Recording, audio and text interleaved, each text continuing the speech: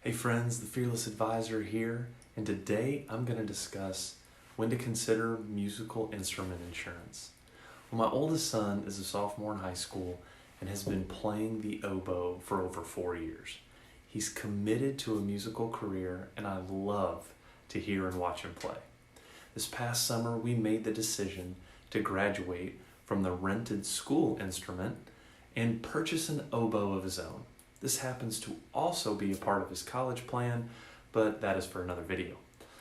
As you can imagine, professional grade musical instruments are not priced for sale at Walmart or Target. Additionally, the instrument now travels as much as my son does with all the trips to and from school on the bus.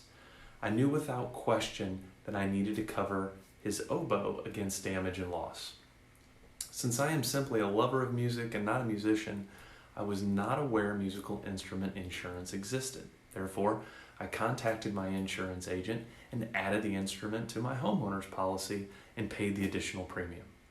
As I later found out, when the oboe needed a repair, the homeowner's policy does not cover the instrument when in the care of a transportation company. That's when my search for musical instrument insurance began.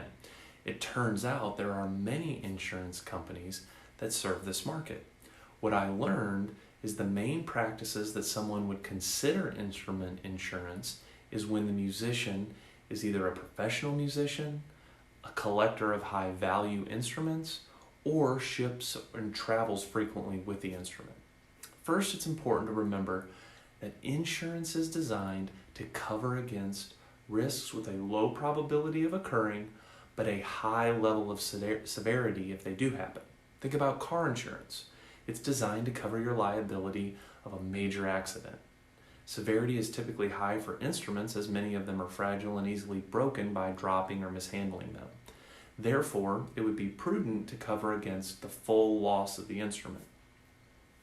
Second, although homeowners and renters insurance may be sufficient in some cases, they typically have coverage limitations based on the causes and cost of the damage. Additionally, a musician may have to consider damage they may cause when performing at venues. For example, an amplifier that causes a fire could be considered the musician's fault.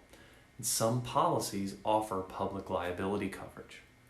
Finally, every insurance policy has rules and limits to the coverage. Before you sign up for a policy, be sure to read the proposed coverage and policy.